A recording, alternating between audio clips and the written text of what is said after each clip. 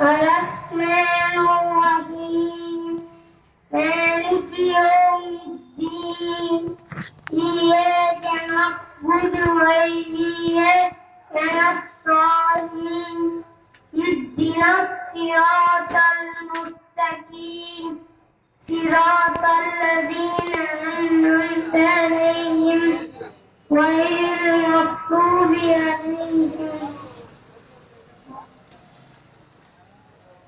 ولا الضالين.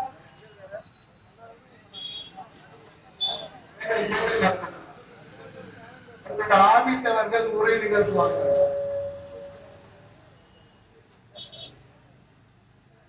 அஸ்ஸலாமு அலைக்கும் வரஹ்மத்துல்லாஹி வபரகாத்துஹு.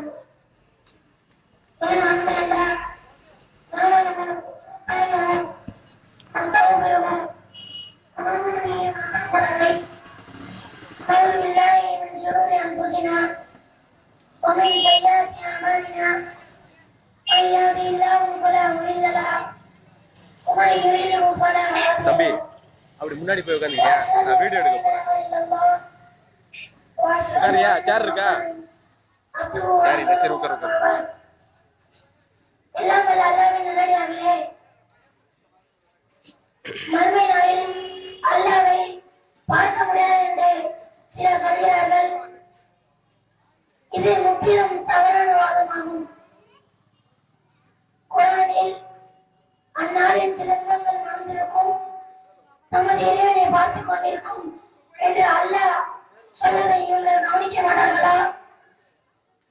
மேலும் அல்லாஹ்வின் தூதர் நபி ஸல்லல்லாஹு அலைஹி வஸல்லம் அவர்கள் பௌர்ணமி நாளில் முழு நிலவை எப்படி தடையில்லாமல் பார்ப்பீர்களோ அதே மாதிரி தமது இறைவனை மறுமை நாளில் நீங்கள் பார்ப்பீர்கள் என்று சொன்னார்கள். எனவே மறுமை நாளில் அல்லாஹ்வை பார்க்க முடியாது என்று சொன்ன வாதம் மார்க்க அறிவு கடுகளவு இல்லாதவர்கள் வைக்கும் வாதமாகும். எனவே மறுமை நாளில் அல்லாஹ்வை பார்க்க முடியும் என்பது சரியான கருத்தாகும். அஸ்ஸலாமு அலைக்கும் வரஹ்மத்துல்லாஹி. அடுத்தது இப்ராஹிம் அவர்கள் குர்ஆன் ஓதுவார்கள்.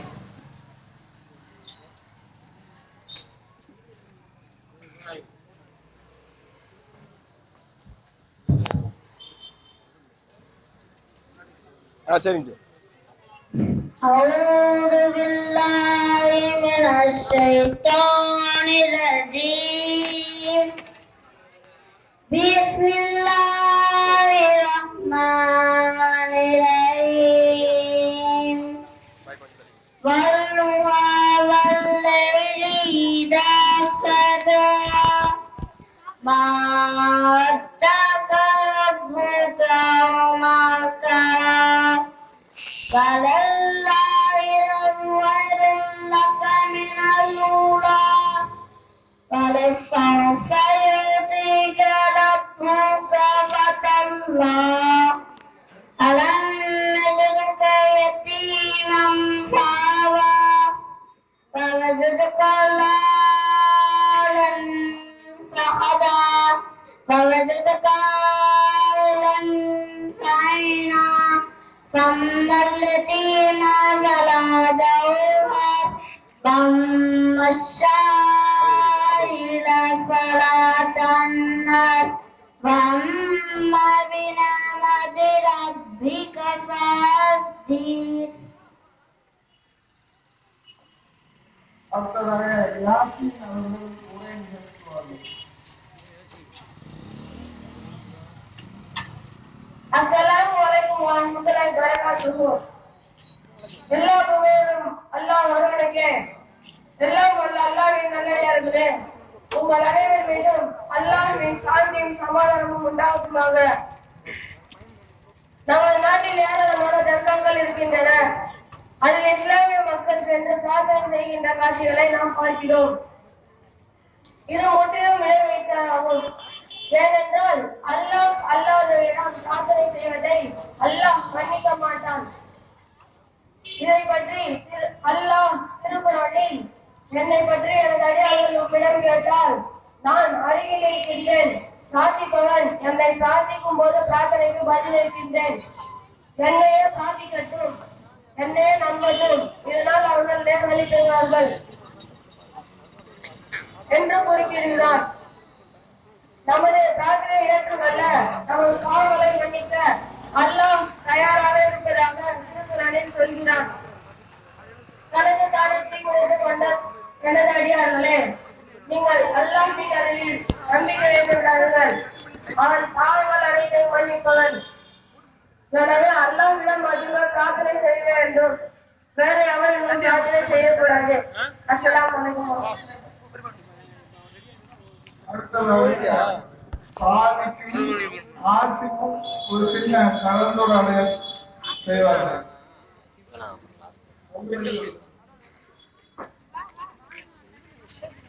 வா சுலைமான் வா வா தண்ணி வாங்கிட்டு வாமா வாங்க சாதிக். அஸ்ஸலாமு அலைக்கும். வலைக்கும் சலாம் அக்கீல் பாய். எங்க ஆளே காணோம். தமிழ்நாடு டிராஃபிக் ஜமாத் மதுராயில் கிளையில் வந்து கோயங்கர பச்சுமுக்கு போனேன். அப்படி அங்க என்ன படிச்சு தராங்க? இஸ்லாமிய ஒழுக்கம், இஸ்லாமிய அடிப்படை கல்வி, தொழுகை பற்றி துஆ பண்ணணும்னா சொல்லி தராங்க. அப்படினா நான் சில கேள்விகள் கேக்குறேன், பதில் சொல்றீங்களா பாப்போமா? சரி, கேளுங்க சொல்றேன். அல்லாஹ் எங்க இருக்கிறான்? ஏழு வானத்தை தாண்டி அர்ஷின் மீது அமர்ந்திருக்கிறார். அல்லாஹ் எங்குள்ளா? உண்டு. ஆனால் மறுமை நாளில் நல்லடியார்கள் மட்டுமே பார்க்கலாம். அதுக்கெல்லாம் ஆதாரம் என்ன? அந்நாளில் சில முகங்கள் மலர்ந்திருக்கும். தமது இறைவனை பார்த்துக் கொண்டிருக்கும். அத்தியாயம் 78, இஸ்கி 22, 23. மலக்குமார்களின் எண்ணிக்கை என்ன? எந்த மனிதனுக்கும் தெரியாது. அது அல்லாஹ்வே அறிவான். மலக்குமார்களை பார்க்க முடியுமா? மனிதனால் பார்க்க முடியாது. இறை தூதரை மட்டுமே பார்க்கலாம். வேதங்களை பற்றி கொஞ்சம் சொல்லுங்களேன். அல்லாஹ் எல்லா தூதர்களுக்கும் வேதங்களை அனுப்பினார். குர்ஆனில் கூறப்பட்டுள்ள வேதங்களின் எண்ணிக்கை 4. வேதங்களின் பெயர் என்ன? சபூர், தௌராத், இன்ஜீல், திருக்குர்ஆன். குர்ஆன் இவ்வளவு பேசுறீங்களே, குர்ஆனில் இருக்கிற நபிமார்களின் பெயர் சொல்லுங்க பார்க்கலாம்.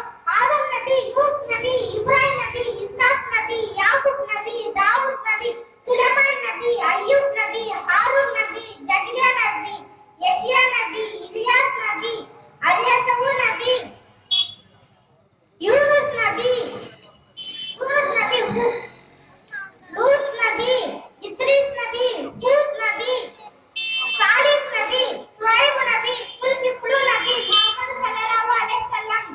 மாஷா அல்லாஹ், நல்ல விஷயங்களை படிச்சுட்டு வந்திருக்கீங்க. அல்லாஹ் உங்களுக்கு அருள் புரிவானாக. அஸ்ஸலாமு அலைக்கும். வலைக்கும் சலாம். வலைக்கும் அஸ்ஸலாம். அடுத்ததாக காலித் உபைதுல்லா அவர்கள் கிராத் ஓதுவார்கள்.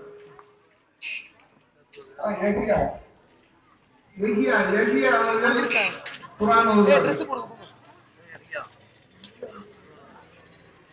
أعوذ بالله من الشيطان الرجيم. بسم الله الرحمن الرحيم. والشمس وضحاها والقمر إذا تلاها والنهار إذا جلاها والليل إذا يغشاها والسماء وما بناها والأرض وما طحاها ونفس وما سواها فألهمها فجورها وتقواها قد أفلح من زكاها وقد خاب من دساها إذ كذبت ثمود بدعواها إذ انبعث أشقاها فقال لهم رسول الله ناقة الله وسقياها فكذبوه فعقروها فدمدم عليهم ربهم بذنبهم فسواها ولا يخاف عقباها. அடுத்ததாக காலித் உபைதுல்லா அவர்கள் கிராத் ஓதுவார்கள். السلام Assalamualaikum warahmatullahi wabarakatuh. A'udzu billahi minasy syaithanir rajim. Bismillahirrahmanirrahim. Wan nazi'ati gharqa wan nashitati nashqa والسابحات سبحا فالسابقات سبقا فالمدبرات أمرا يوم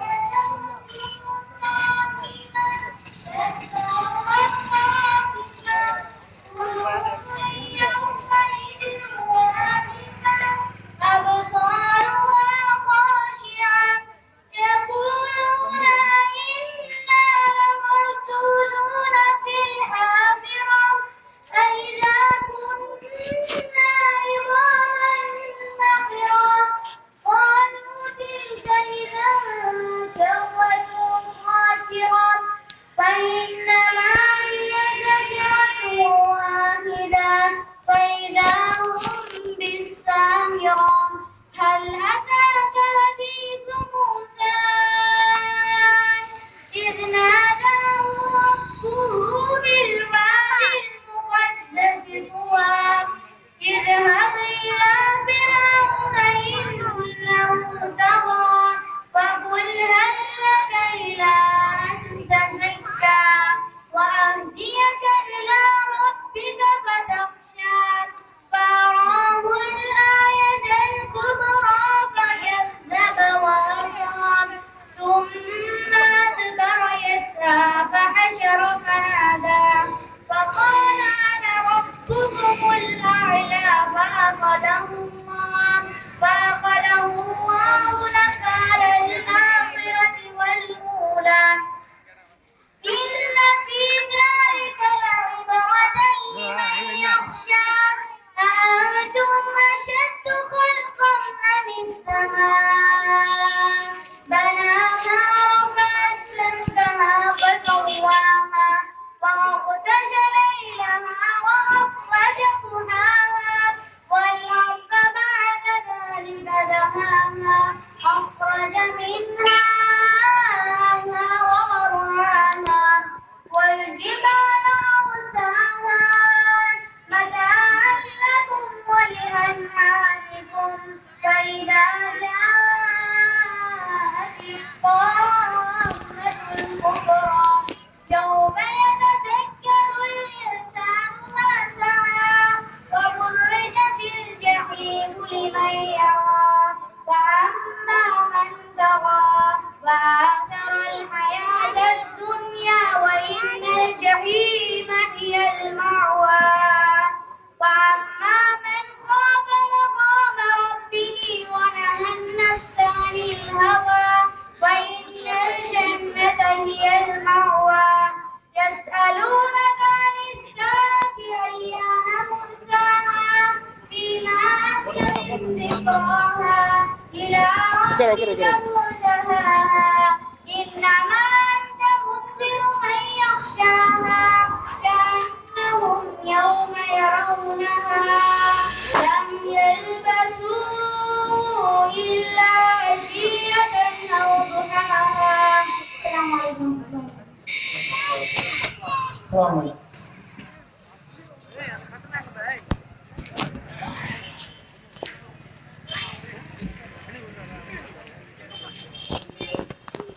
அஸ்ஸலாமு அல்லாஹ்வுடைய கிருபையால் மாணவர்கள் நல்லபடியாக நடந்தாங்க. அடுத்ததாக சகோதரர் பாரூக் பாய் அவர்கள் அவர்களுக்கு மாணவர்கள் நல்ல முறையில வகுப்பு.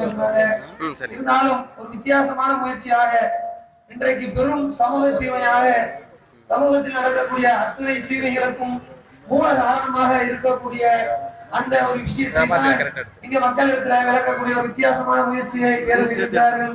அது என்னவென்று சொன்னால் நீங்களே பாருங்க.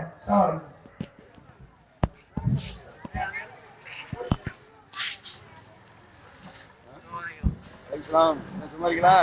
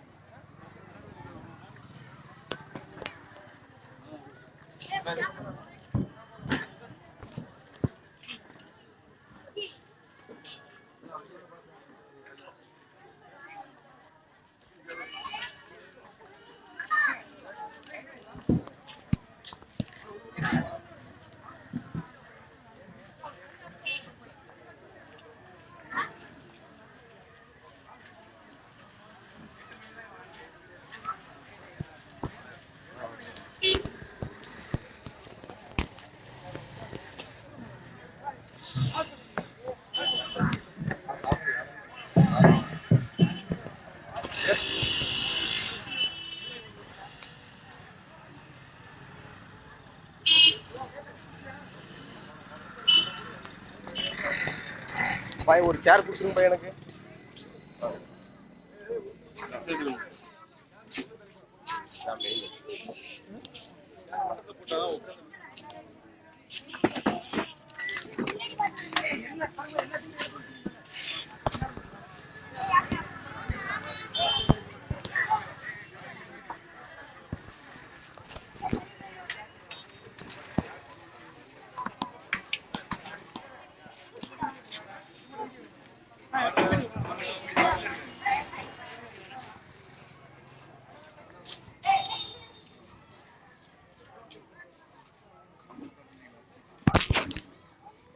அமைதி அமைதி அமைதி அமைதி அமைதி குற்றவாளிப்பது விஜய் அஜய் கமல் கான் அர்ஜுனிக்கு அர்ஜுனி.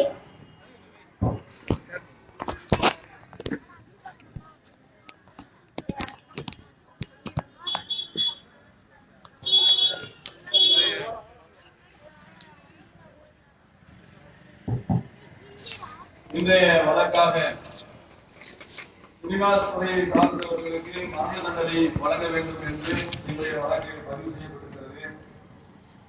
அதன் அடிப்படையில் இன்றைக்கு நீதிமன்ற தீர்ப்பாக சினிமாஸ் துறையை சார்ந்தவர்களுக்கு மரண தண்டனை கொடுக்க வேண்டும் என்று சிலர் குற்றம் சாட்டி வந்திருக்கிறார்கள்.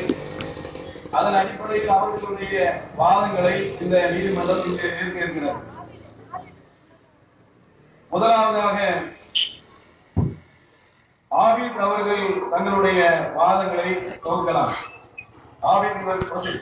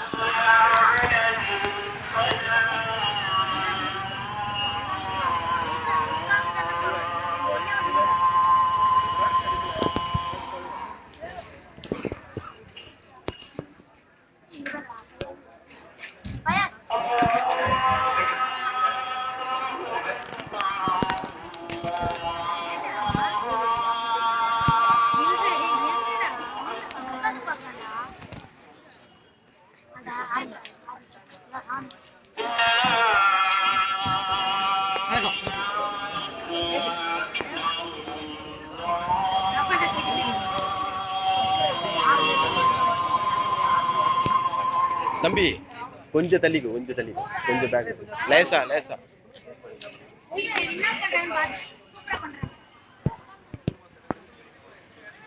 சூப்பர், வெரி குட், நல்லா இருக்கு.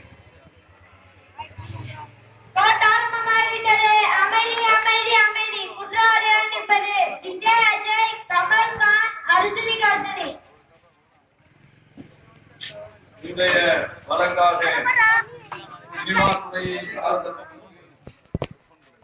மரண தண்டனை வழங்க வேண்டும் என்று இன்றைக்கு வழக்கு பதிவு செய்யப்பட்டு கோர்ட்டுக்கு அதை விசாரணைக்கு வந்திருக்கிறது.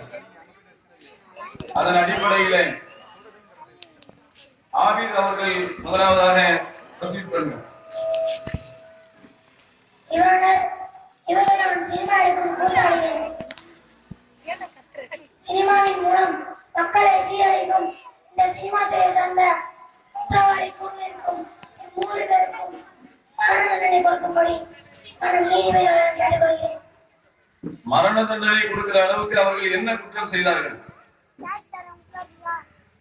தற்கொலை செய்வது எப்படி, எந்த பொருளை வைத்தெல்லாம் செய்யலாம் என்று இந்த படத்தில் காட்டுகிறது தெரியுமா? அதை பார்த்து எத்தனையோ அவளை பெண்கள் தம்முடைய வாழ்க்கை முடித்துக் கொள்வதை பற்றி யாரும் யோசிப்பதில்லை. ஒரு சோதனை வந்தால் அதை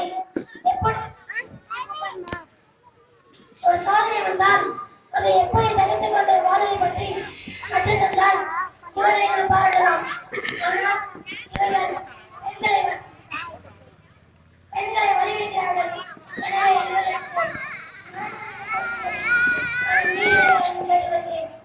இதை பற்றி இஸ்லாம் சொல்வது என்ன? தற்கொலை செய்வது பற்றி கூறுவதை கேளுங்கள். அல்லாஹ் கூறுகிறான், உங்களே நீங்கள் கொண்டு விடாதீர்கள். வரம்பு மீறியும் அநீதியையும் இதை செய்வாரை அல்லாஹ் நரகில் தண்டனை செய்வான்.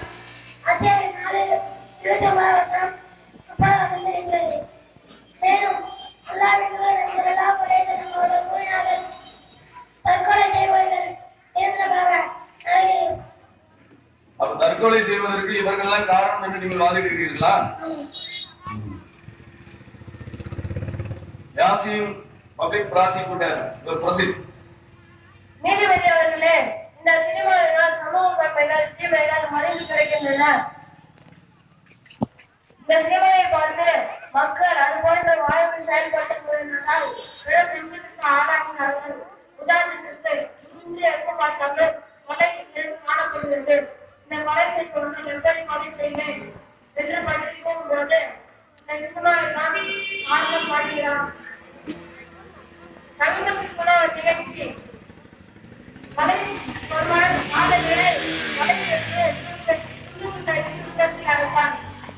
இந்த கொலை எப்படி செய்தார் என்று காவல்துறை விசாரித்தனர். எல்லாம் செயல்பாட்டை படத்தி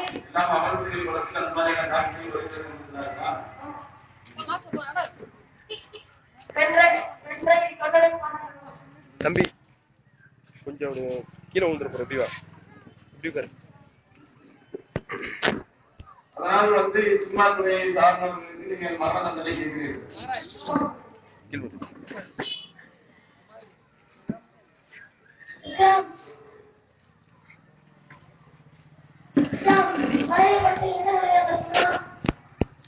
நம்பிக்கை கொண்டவரே, கொலை செய்வதை கூறி அதில் அவன் தேவதனாக இருப்பான். அவன் மீது அல்லாஹ் கோபம் கொண்டான் மற்றும் அவனை தடுத்தான். அவனுக்கு கடுமையான நேரத்தை கொலை செய்யக்கூடிய முக்கிய பாவம் அதை செய்வதற்கு கொலை வாங்குறீங்க. பப்ளிக் ப்ராசிக்யூட்டர் காலில் திருட்டு என்பது எவ்வளவு பெரிய குற்றம்? திருட்டு என்பது சமுதாயத்தை சீரழித்து மற்றவர்களுடைய பொருளாதாரத்தை சுரண்டி சோம்பேறிகளாக இருக்கக்கூடிய செயல். அது பாவமாக கருதப்படுகிறது. இந்த சினிமாவினால் தான் திருட்டு குற்றம் அதிகரிக்கிறது. பூட்டிய வீட்டில் எப்படி திருடுவது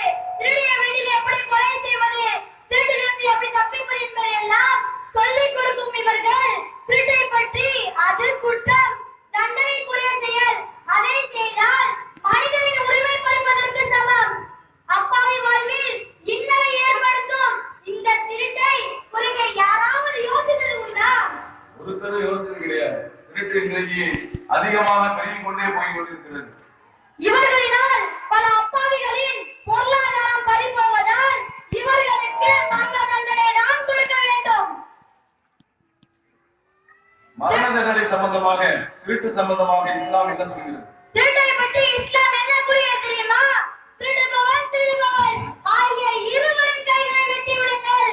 இது அவர்கள் செய்ததற்குரிய கூலியும் அல்லாஹ்வின் தண்டனையுமாகும். அல்லாஹ் மிகைத்தவன், ஞானமிக்கவன். அல் குர்ஆன் 5:38. நாட்டில் நடக்கக்கூடிய திருட்டுகளுக்கு இன்னும் சினிமாக்காரர்களுக்கு பங்கு இருக்கிறது என்று சொல்கிறீர்கள். ஜக்கரியா, இந்த சீரழிக்கும் சினிமாவினால் நடிகர்கள் பெரிய வீரர்களை போல் சித்தரிக்கிறார்கள்.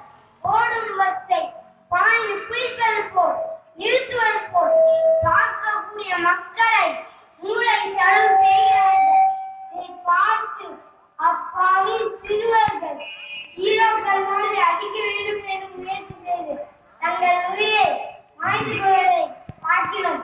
சக்திமான் கலைஞர் கொண்ட தொடர்களை பார்த்து வேறு மாநிலத்திலிருந்து சிறுவர்கள் கீழே விழுந்து தங்கள் உயிரை மாய்த்து கொள்வதை பார்க்கிறோம். நபி ஸல்லல்லாஹு அலைஹி வஸல்லம் கூறினார்கள், ஏமாற்றுபவனும் நம்மை சேர்ந்தவன் அல்ல. எனவே இந்த சினிமாக்காரர்களுக்கு மரணதண்டனை வழங்க வேண்டும் என்று கணவன் நீதிபதி அவர்களை கேட்கிறார். மரண தண்டனை வழங்குவதற்குண்டான சாத்தியக்கூறுகளில் இருக்கிற மாதிரியான ஒரு தோரணை வருகிறது.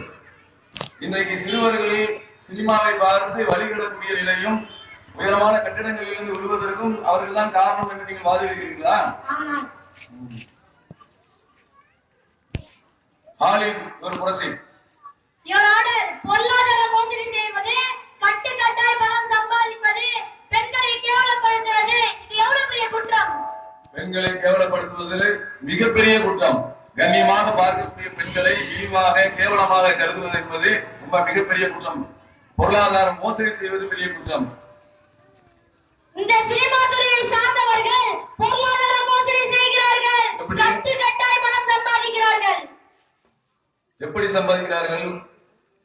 பெண்களை கேவலப்படுத்தி அரைகுறை ஆடையுடன் ஆட வைத்து ரசிப்பதற்காக தவறான முறையில் பதிவிட்டுகிறார்கள். அரசாங்கத்திற்கு செலுத்த வேண்டிய வரியை கூட சரியாக செலுத்துவது இல்லை.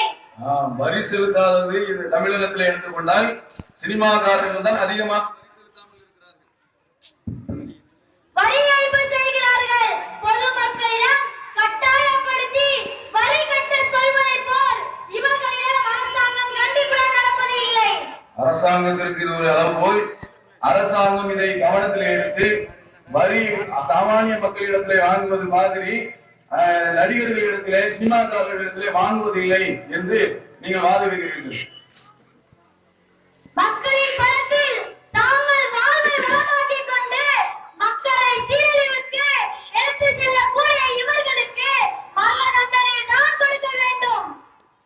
மரண தண்டனை கொடுக்கிற அளவுக்குண்டான ஒரு சாத்தியக்கூறுகள் ஒன்று ஒன்றாக நீங்கள் சொல்லி வருகிறீர்கள். ஆனால் இவர்கள் மரண தண்டனை நேரடியாக மரண தண்டனைக்குண்டான காரியத்தை இவர்கள் செய்யவில்லை. ஆனாலும் அதற்குண்டான சாத்தியக்கூறுகள் இருக்கிறது என்பதை நீங்கள் வாதிடுகிறீர்கள். உங்களிடத்திலே வக்கீல் இல்லாத வேண்டாம் என்று நீங்க சொன்னதனால் நீங்களே வாதாடுகிறீர்களா? திரைப்பட தயாரிப்பாளர் அர்ஜுனி கர்ஜுனி இவர் ப்ரொசீட்.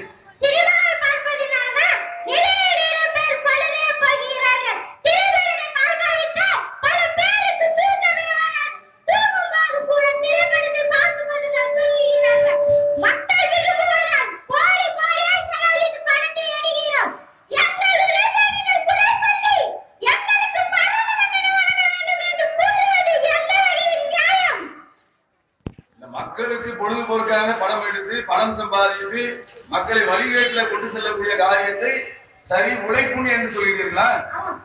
அது எப்படி உழைப்பாக ஆகும்? சினிமா என்பது மக்களுக்கு வழிகேட்டை ஏற்படுத்துறியா?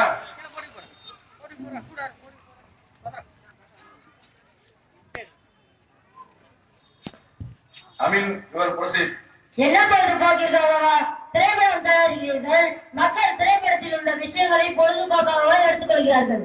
இது கூத்தாடிகள் சேர்ந்து கூத்தாடுகிறார்கள் என்று மக்கள் நினைத்தால் பரவாயில்லை. ஆனால் மக்கள் நினைப்பது இல்லை. அதில் உள்ள மாதிரியே செயல்படுகிறார்கள்.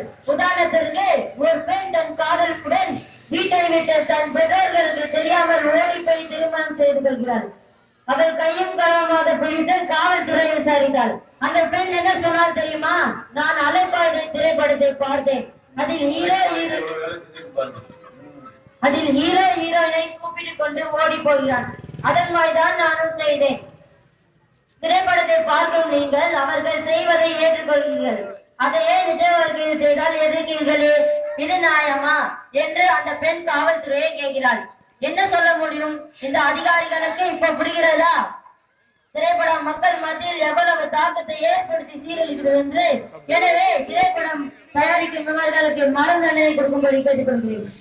திரைப்படத்தை திரைப்படம் மாதிரி பார்க்காமல் மக்கள் செய்யக்கூடிய எல்லா தவறுகளுக்கும் திரைப்படம் தான் காரணம் என்று வாதிடுகிறீர்கள். காதல், கொலை, கற்பழிப்பு எல்லாத்திற்கும் திருமணம் இந்த திரைப்படம் தான் காரணம் என்கிறீர்களா? பாடலாசிரியர் அஜய் விஜய் இவர் பிரசித். நாங்கள் மக்கள் ரசிப்பதற்கு கவிதை வடிவத்தை திரைப்பட பாடல்களை கஷ்டப்பட்டு தயாரிக்கிறோம். பாடலை கேட்பதன் மூலம் இன்றைக்கு எத்தனையோ இளைஞர்களும் இளப்பெண்களும் நிம்மதி அடைகிறார்கள். மக்கள் வெளியே செல்லும் போதும், பயணத்தின் போதும், வாக்கிங் போகும் போதும், வீட்டில் போர் அடிக்கும் போதும் தங்கள் கவலைகளை மறப்பதற்கு பாடலாம் கேட்டு ரசிக்கிறார்கள். இவ்வளவு பயண செலவை செய்யும் போது எங்களுக்கு மரண தண்டனையா? இது என்ன நியாயம்? நாங்கள் மக்களுக்காக மக்கள் விரும்புவது திரைப்பட பாடலை தயார் செய்கிறோம். திரைப்பட பாடல்களை ரசிக்காத மக்கள் யாராவது இருக்கிறார்களா? சொல்லுங்கள் பார்க்கலாம். மற்றவர்கள் ரசிக்கிறார்கள், பார்க்கிறார்கள் என்பதற்காக அது நியாயமாயிருமா? சினிமா பாடல்கள் எல்லாம் சரியாயிருமா? மக்களை வழிகெடுக்கலையா? சூடா இருக்கா?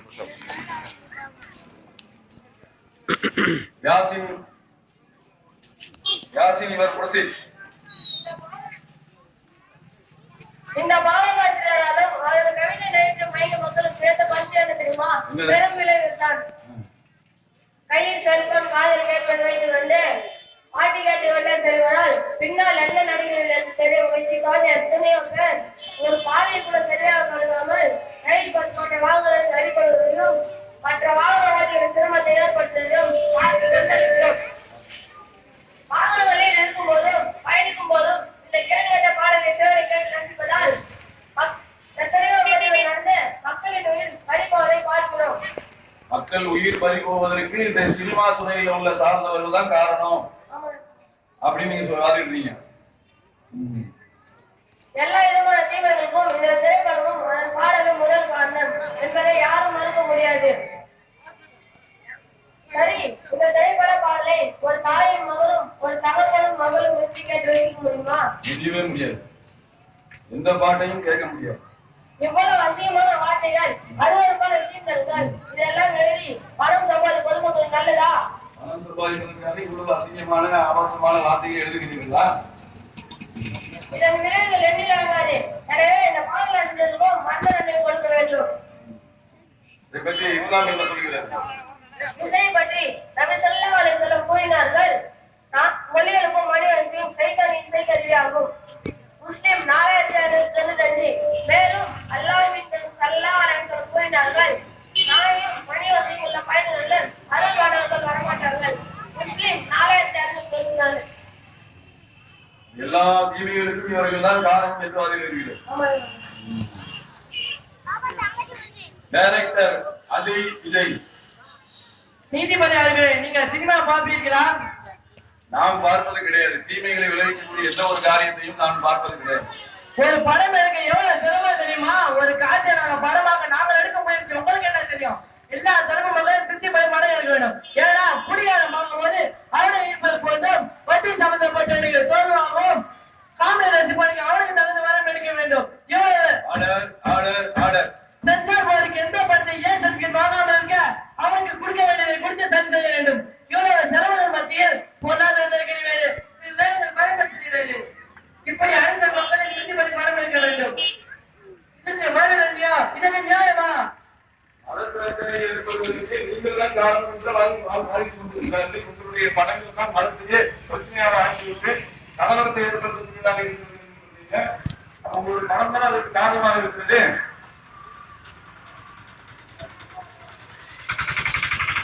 லெபியா யுவர் ப்ரொசீட்.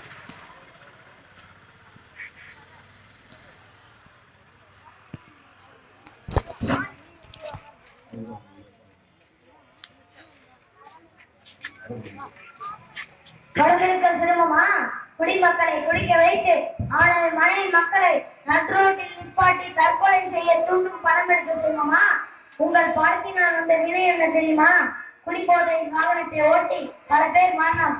போதைப் பொருள் காட்கள் கடத்தியவங்களை காவல்துறையிடமிருந்து எப்படி காப்பது என்று அக்குவரை ஆணிவரை என்று சொல்லி கொடுத்த நீங்கள் பெரிய சாதனை புரிந்த மாதிரி பேசுறீங்களே, உங்களுக்கு வெக்கமா இல்லையா? சாதனை புரிந்த மாதிரி பேசுறீங்க, வெக்கமா இல்லையா? இது எல்லா காரணத்துக்கும் நீங்க தான் காரணம் என்றெல்லாம் சொல்கிறாங்க. காமெடி செய்வதற்காக கஷ்டப்படுறேன்னு சொல்றீங்க. காமெடின்ற பேர்ல ஒரு மனுஷனை மட்டும் தட்டுறீங்க. இதுல என்ன சிரிப்பு இருக்கு? காமெடின்ற பேர்ல மக்களை முட்டாளாக்குறீங்க. எப்பயும் கிடைக்கும்ன்றதுக்காக கண்பார்வை நம்பி போற சூழ்நிலை கூட இருக்குது. மதத்தின் பேரால் தேசத்தை தோல்றீங்க. தமிழ் பெற்ற துப்பாக்கி படத்தை செய்யும் அசிங்கப்பட்டதை இன்னை வரைக்கும் யாரும் மறந்துக்க முடியாது. துப்பாக்கி படமும் விஸ்வரூப படமும் மிகப்பெரிய ஒரு சர்ச்சையை ஏற்படுத்தியது. அது ஒரு காரணம் இல்லையா என்று வாதிடுகிறது.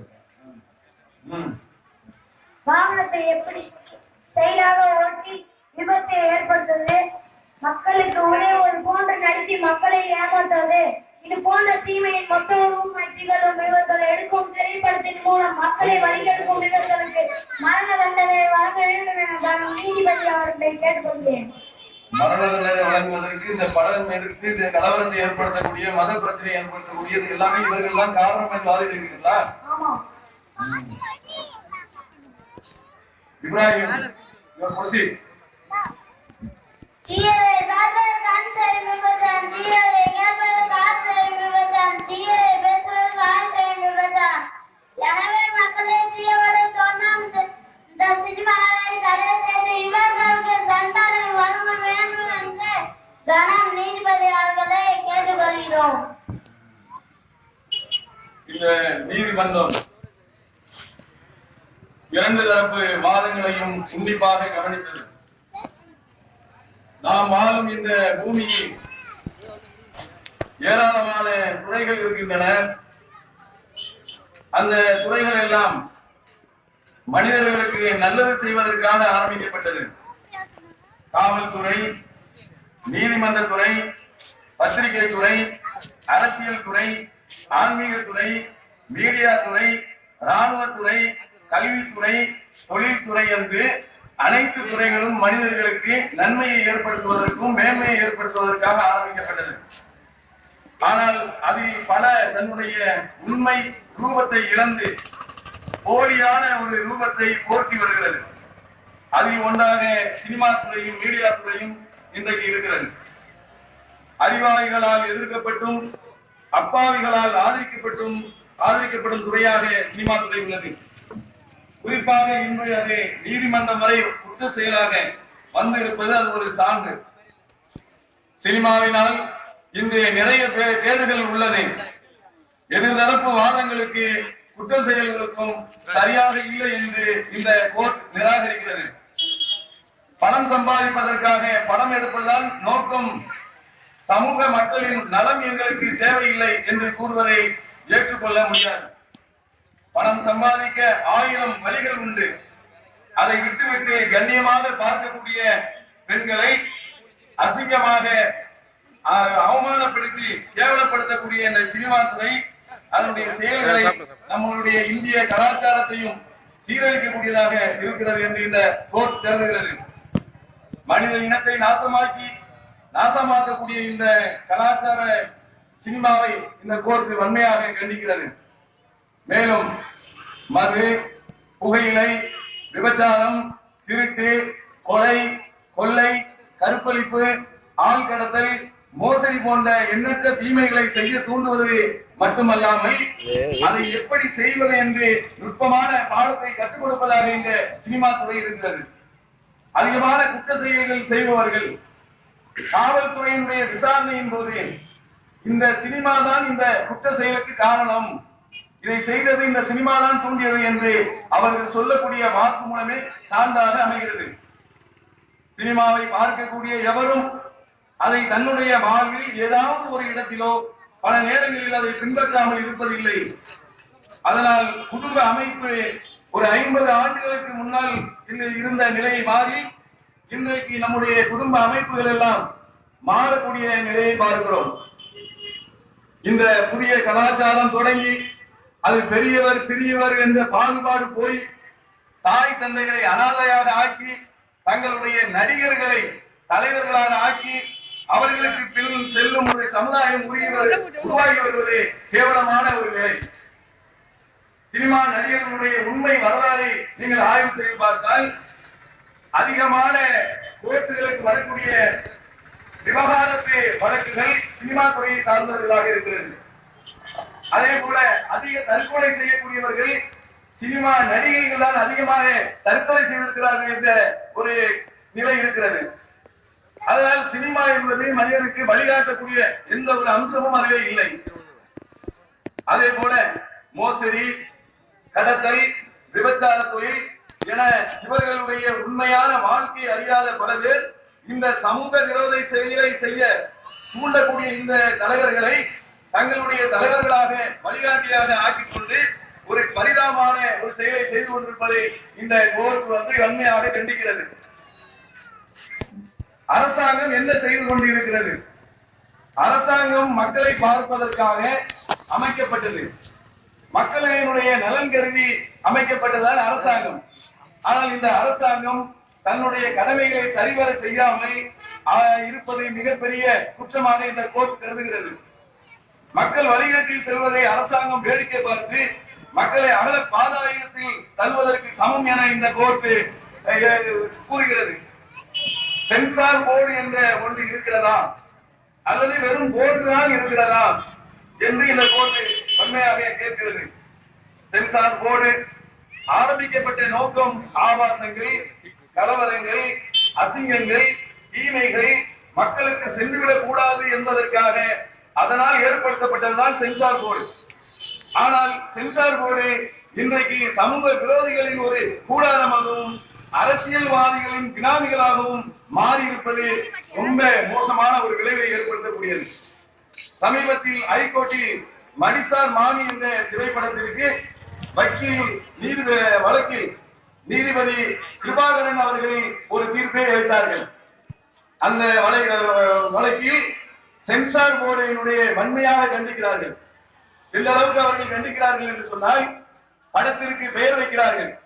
கேடி பில்லா, திருட்டு பயில, கில்லாடி ரங்கா, மங்காத்தா, லிங்கா, போத்ரி, சண்டைக்கோழி, ரத்த சரித்திரம் என்று கிரிமினல்களுடைய பெயரை சினிமாவுக்கு வைத்து அதன் மூலியமாக தீயதை விளைவிக்கக்கூடியது மிகப்பெரிய தண்டனைக்குரியது, ரொம்ப மோசமானது, சமூகத்திலே மோசத்தை விளைவிக்கக்கூடியது என்று சமீபத்திலே சென்னையினுடைய ஹைகோர்ட் நீதிபதி கிருபாகரன் அவர்கள் வன்மையாக இதை கண்டித்திருப்பது இந்த கோர்ட் அதை பூஜ்ஜியம் செய்கிறது.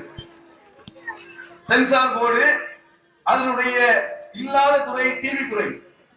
டிவி மீடியாக்களில் இல்லாத அசிங்கங்கள் இந்த சினிமா துறைக்கு வருவதற்கு சென்சார் போர்டு தான் காரணம் என்று இந்த கோர்ட் கூறுகிறது.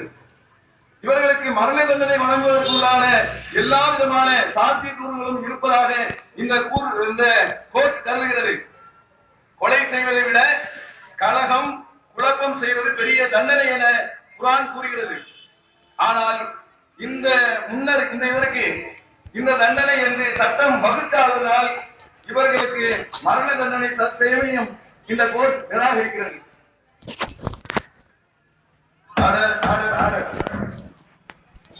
ஆனால் இது போன்ற தீமைகளை விளைவிப்பவர்கள் தண்டனை வழங்குவது பற்றியும் அதற்காக சிறப்பு நீதிமன்றங்கள் கொண்டு வருவது பற்றியும் மேலும் சுப்ரீம் கோர்ட்டிலே இந்த நீதிமன்றம் இந்த வழக்கு சம்பந்தமாக அவர்களுக்கு வலியுறுத்துவது பற்றியும் இந்த கோர்ட் ஆலோசனை செய்யும். தண்டனை வழங்கப்படும் என்று இந்த கோர்ட்டின் தீர்ப்பளிக்கிறது. ஆனால் சட்டம் வகுத்த பிறகு தண்டனை வழங்கும் என்று இந்த கோர்ட் கூறுகிறது. அதே நேரத்தில் இதற்கு முன்னால் எடுத்த அனைத்து படங்களையும் இந்த கோர்ட் தடை செய்கிறது. விபச்சாரை தூண்டக்கூடியது, கலவரத்தை தூண்டக்கூடியது, மதத்தை தூண்டக்கூடிய எல்லா படங்களையும் இந்த கோர்ட் தடை செய்கிறது. ஆனால் பரமேசுத்தமாக எதிர்ப்பதை இந்த கோர்ட்டில் நிராகரிக்கவில்லை. அறிவியல், தொழில்நுட்பம், விலங்குகள், கடல் அதிசயங்கள், வான அதிசயங்கள் என்று அறிவியலை தூண்டக்கூடிய படங்களை எடுப்பதற்கு இந்த கோர்ட் அனுமதிக்கிறது. இந்த வழக்கை சுப்ரீம் கோர்ட்டுக்கு மேல்முறையீடு செய்ய அறிவுறுத்துகிறது இந்த கோர்ட். இத்துடன் இந்த கோர்ட் கலைகிறது.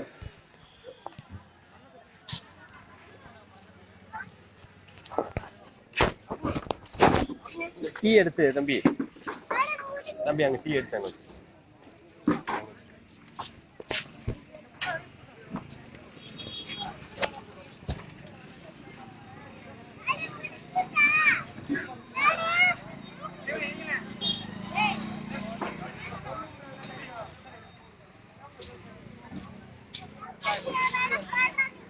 தம்பி நான் உட்கார போறப்ப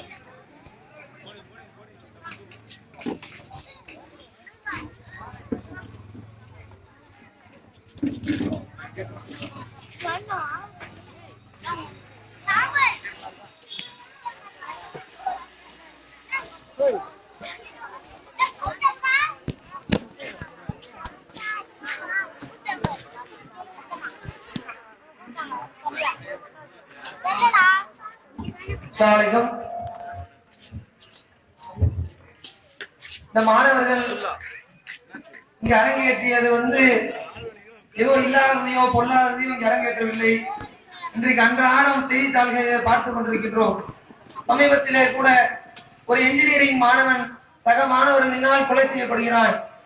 எப்படியா கொலை செய்யப்பட்டான், ஏன் கொலை செய்யப்பட்டான் சொல்லி அந்த வழக்கை காவல்துறை விசாரிக்கும் பொழுது கொலை செய்த சக மாணவர்கள் ஏதோ ஒரு சிறப்பு திரைப்படத்தை பார்த்துவிட்டு தான் நாங்கள் இந்த கொலையை இந்த முறையில அரங்கேற்றினோம், அதிலிருந்து எப்படி தப்பிக்க வேண்டும் என்ற அந்த ஒரு டெக்னிக்கையும் கில்லின்ற ஒரு படத்தை சொல்லக்கூடிய ஸ்டேட்மெண்ட், அந்த படத்தை பார்த்து எப்படி தப்பிக்க வேண்டுமோ அந்த மாதிரிதான் நாங்கள் தப்பிப்பதற்காக முயற்சி செய்தோம் என்று சொல்லக்கூடிய காட்சிகளை பார்க்கின்றோம். அப்ப இந்த சினிமா துறை என்பது வெறும் இஸ்லாமியர்களுக்கு மட்டும் கூறக்கூடியது கிடையாது, ஒட்டுமொத்த சமூகத்திற்கும் கூறக்கூடிய ஒரு விஷயம். இன்றைக்கு இந்த சினிமா துறையினால் அன்றாடம் பல பெண்கள் பலவிதமான பிரச்சனைகளுக்கு உள்ளாக்கப்படுகிறார்கள். பல சிறார்கள் இன்னைக்கு சமீபத்தில் பார்க்கலாம், சென்ற ஆண்டில் மட்டும் ஒரு வருடத்திலே 20,000க்கும் மேற்பட்ட சின்ன சிறார் குற்றவாளிகளாக இருக்கிறார்கள் என்று சொல்லி ஒரு அறிக்கை சொல்லுகிறது. இதற்கு என்ன காரணம் ஆய்வு செய்யலாம். இந்த சமூக ஆர்வலர்கள் அந்த சிறார்களை போய் பேட்டி எடுக்கும் பொழுது, சிறார்களிடத்திலே ஆய்வு நடத்தும் பொழுது அதிலே 90க்கும் மேற்பட்ட அந்த சிறார்கள் எதனால் இந்த மாதிரியான வன்முறைகள் மத்த திருட்டு கொலை கொள்ளைகளிலே ஈடுபட்டார்கள் என்று சொன்னால், நாங்கள் இந்த சினிமா சீரியல்களை பார்த்துத்தான் இப்படி நாங்கள் மாறினோம் என்று சொல்லி அந்த சிறார்கள் சொல்லக்கூடிய நிலையை பார்க்கிறோம். அப்ப இந்த சமுதாயம் சிந்திக்க வேண்டும். இந்த சினிமாவினால் நமக்கு நாசமே தவிர ஒரே ஒரு சதவிகிதம் கூட நமக்கு எந்த பயனும் கிடையாது. அவ இல்லாமல்ல எல்லா சகோதரர்களும் இந்த சினிமாவை புறக்கணிக்க வேண்டும். அவ்வளவு கேவலம். அதை பத்தி பேசணும்னு சொன்னா ஒரு நாள் போதாது. அந்த அளவிற்கு கேவலங்களும் அநீதிகளும் அக்கிரமங்களும் நிறைந்து கொண்டிருக்கக்கூடிய இந்த சினிமாவை ஒட்டுமொத்த சமூகம் சேர்ந்து எதிர்க்கக்கூடிய, அதை ஒழிக்கக்கூடிய ஒரு நிலையை கையில் எடுக்க வேண்டும் என்று சொல்லி இந்த பொதுக்கூட்டம் திருமலை கூட்டத்தின் சார்பாக கேட்டுக்கொள்கிறோம். அடுத்ததாக மாணவர்களுடைய நிகழ்ச்சி நிறைவடைந்து விட்டது. அடுத்ததாக பெண்களுடைய நிகழ்ச்சி ஆரம்பமாயிருக்கிறது. அதற்கான பொறுப்பாளிகள் ஆய்வாக்கள் நிகழ்ச்சி நடத்துமாறு அன்போடு கேட்டுக்கொள்கிறோம். அஸ்ஸலாமு அலைக்கும்.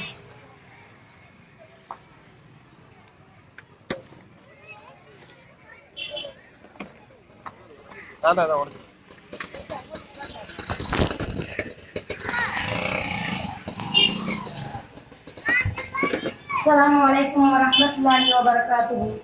எல்லாம் வல்ல அல்லாஹ்வின் நல்லடியார்களே, அல்லாஹ்வின் நலப்பெரும் சாந்தியும் சமாதானம் நம் அனைவர் மீது நிகழ்த்துமாக என்று கூறி ஆரம்பம் செய்கின்றோம். 12ஆம் ஆண்டு இந்த நிறைவு நிகழ்ச்சி அழகான முறையில் நடந்து கொண்டிருக்கின்றது. இதில் அல்லாஹ் ஆண்களை பற்றி சொல்ற மாதிரி பெண்களை பற்றியும் அல்லாஹ் குர்ஆனில் சொல்லி காட்டுகின்றான். அல் மூமினூன வல் மூமினாத் பாதுகும் அவுலியா பாத். அதாவது மூமினான ஆண்களும் மூமினான பெண்களும் அவர்களில் சிலருக்கு உதவியாளர்களாக இருப்பார்கள். தாமரூன பில் மாரூஃப் வ தன்ஹவுன அனில் முன்கர். அவர்கள் நல்ல விஷயத்தில் ஏவுவார்கள், தீமையை விட்டும் தவிர்த்துக் கொள்வார்கள் என்ற குர்ஆன் வசனத்துக்கு ஏற்றவாறு நாங்கள் ஆண் பிள்ளைகள் மட்டும்தான் மதரசாவுக்கு சென்று படிக்க வேண்டும் என்ற நிலைமை இல்லாதபடி பெண் பிள்ளைகளும் மார்க்க விஷயங்களை தெரிந்து கொண்டு பெற்றோர்களுக்காக துஆ செய்யக்கூடிய பிள்ளைகளாக, மறுமை நாளில் நமக்கு பலம் தரக்கூடிய பிள்ளைகளாக இருக்க வேண்டும் என்பதற்காக அந்த அளவுக்கு பிள்ளைகளை நாம் பயிற்சி கொடுத்துக் கொண்டிருக்கின்றோம். அந்த அடிப்படையில் இந்த மாணவிகளுடைய நிகழ்ச்சிகள் இப்பொழுது ஆரம்பமாக இருக்கின்றது. அதில் முதலாவதாக மரியம் எம் ஆசியா அவர்கள் சூரத்துல் ஃபஜ்ர் என்ற சூறாவை ஓதி காட்டுவார்.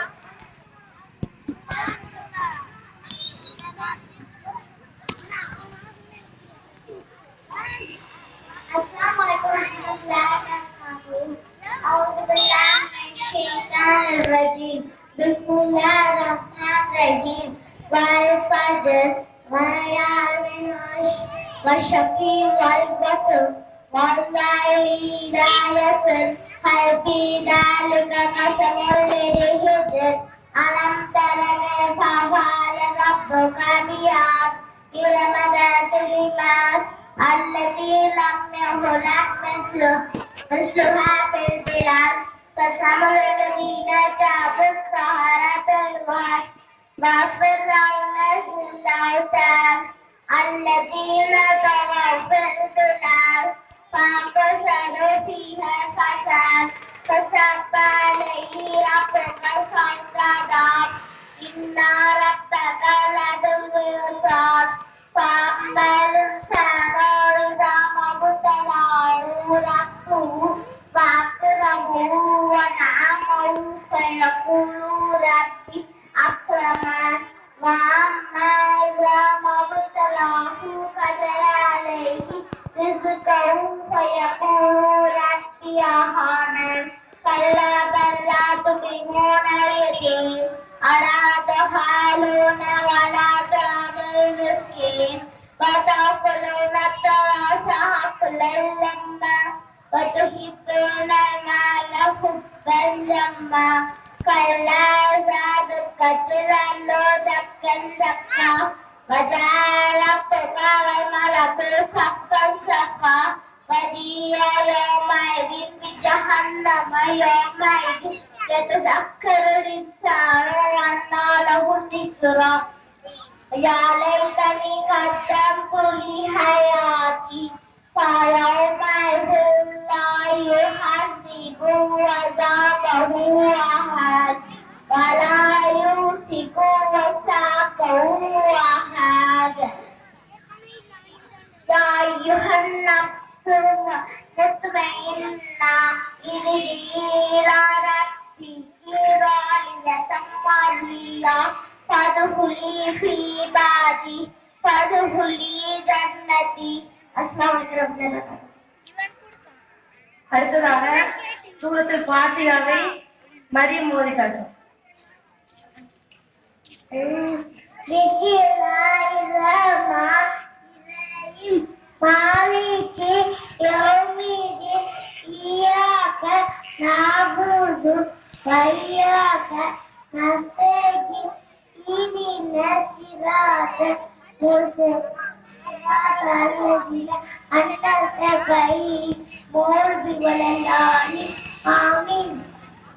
அடுத்து ஆயிஷா ஒரு துஆ ஓதுவார்.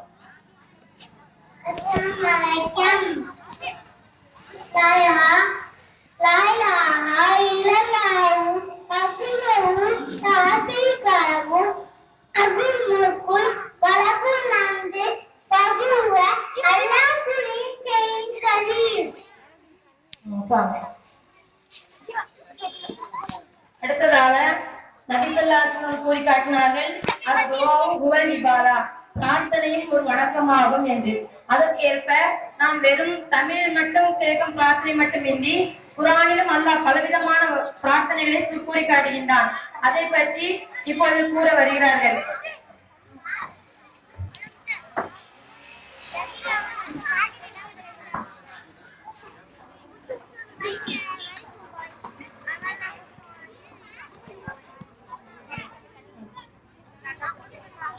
முதலாவதாக ஐ சுலைமான் கல்விக்காக உள்ள பிரார்த்தனையை இப்பொழுது ஓதி காட்டுவார்.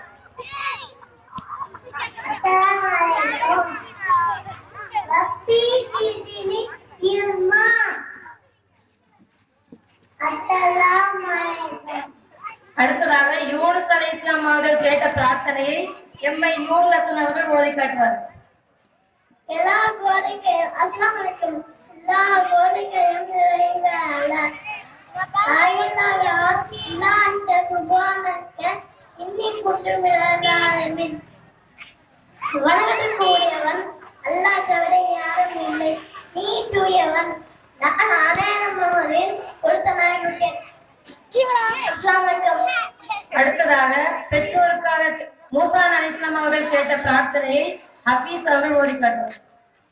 லைட்டா சேவ் பண்ணிட்டு திரும்ப அஸ்ஸலாமு அலைக்கும். ரப்பி சத்ரி சத்ரி